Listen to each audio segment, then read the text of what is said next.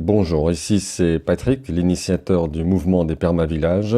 Nous sommes le 17 septembre 2018 et je fais cette vidéo pour montrer que notre monde moderne va subir un effondrement par manque d'énergie et plus particulièrement par manque de pétrole, que les solutions généralement proposées ne fonctionneront pas de par le pétrole caché que ces solutions nécessitent et que finalement notre seul espoir de durabilité consiste à créer de multiples permavillages.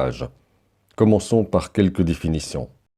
Notre monde moderne, c'est celui qui nous permet d'avoir de l'eau au robinet, de la nourriture dans les supermarchés, des radiateurs qui nous réchauffent, une infrastructure qui récolte tous nos déchets, de l'électricité dans tous nos murs, etc., etc.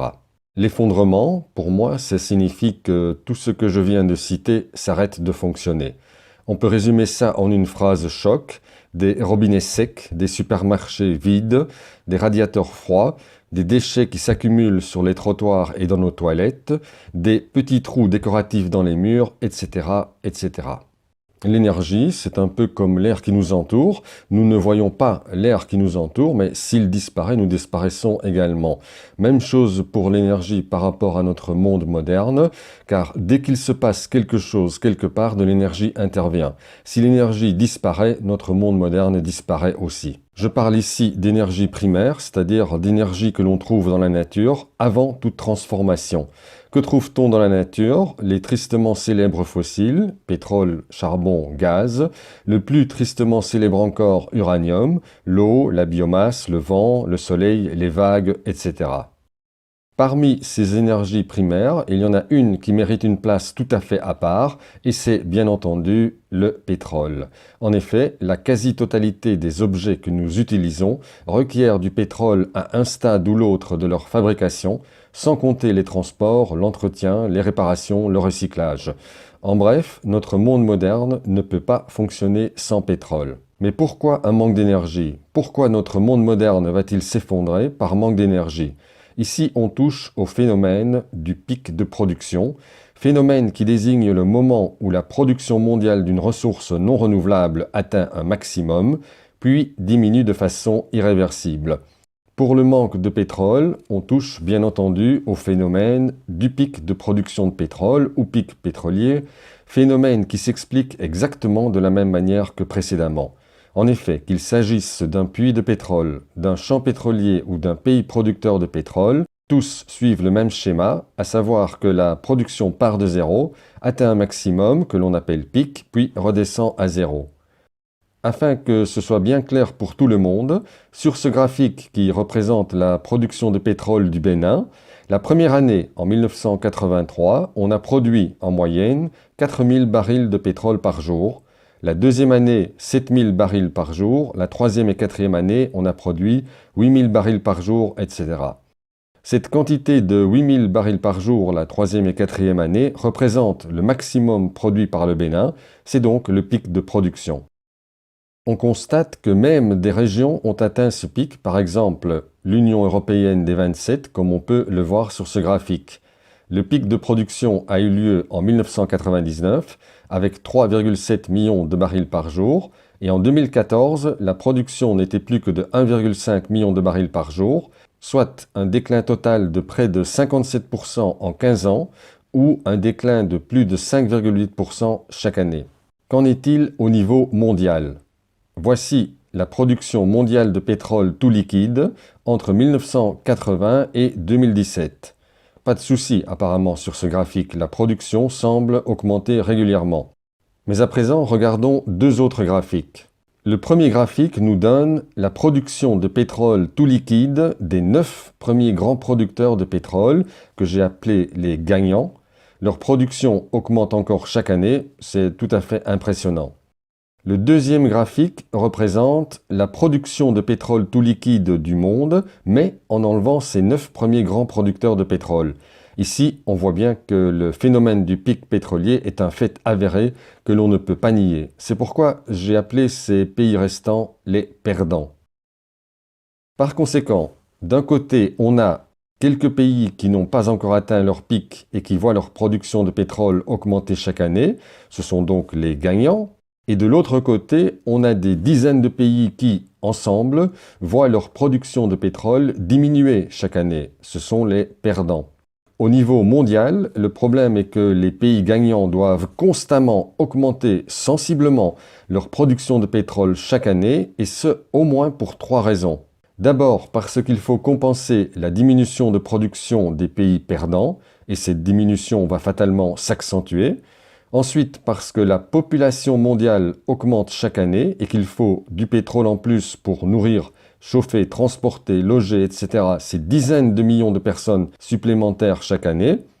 Enfin, parce que tout notre système est basé sur la croissance économique qui requiert chaque année plus de pétrole pour fabriquer plus d'objets et mettre en place plus de services.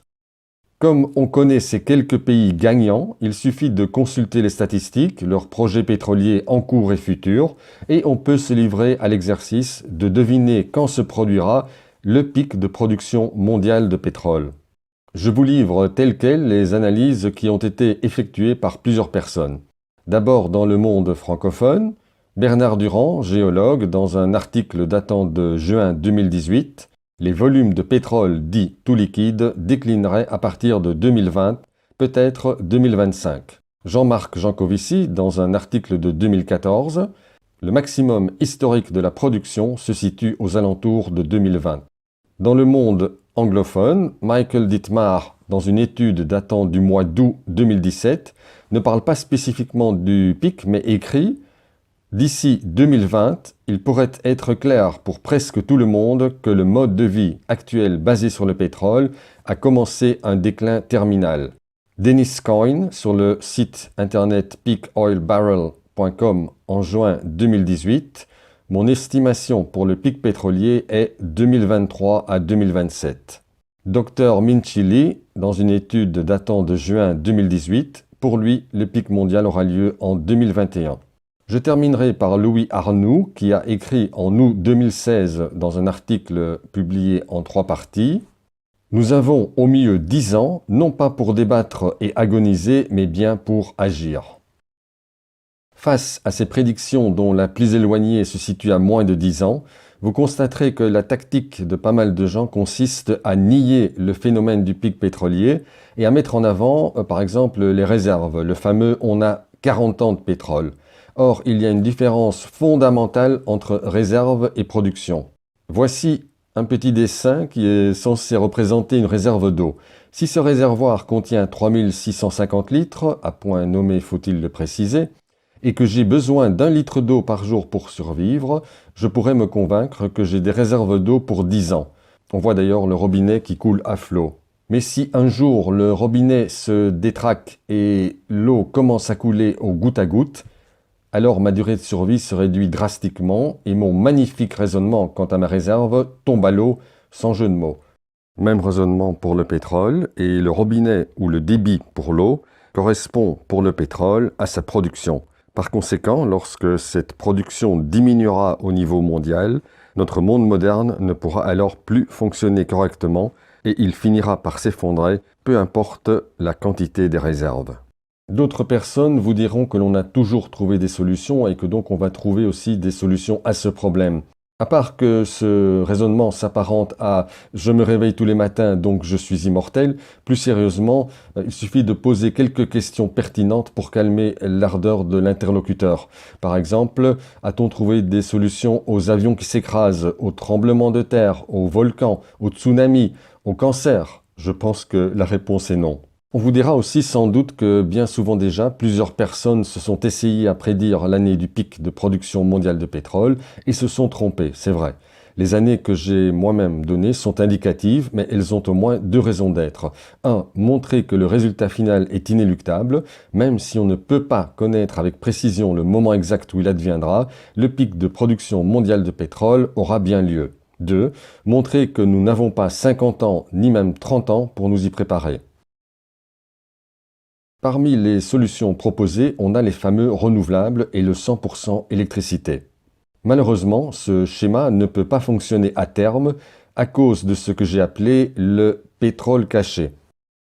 Il s'agit du pétrole en tant que matière première et du pétrole nécessaire à l'extraction des minerais, métaux, métalloïdes, roches, etc., utilisés pour la fabrication de la quasi-totalité des objets que nous manipulons.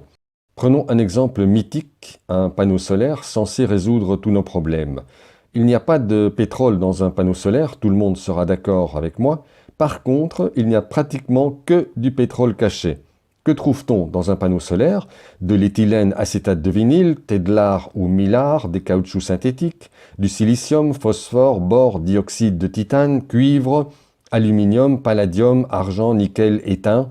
Les 4 premiers sont des polymères à base de pétrole et les autres doivent être extraits ou produits avec des engins qui fonctionnent avec du pétrole. Il faut aussi prendre en compte les nombreux transports, les outils utilisés dans la fabrication, par exemple des scies à diamants, donc extraction de diamants, pétrole. Il faut aussi tenir compte des infrastructures comme les routes pour lesquelles il faut du bitume, pétrole, etc., etc.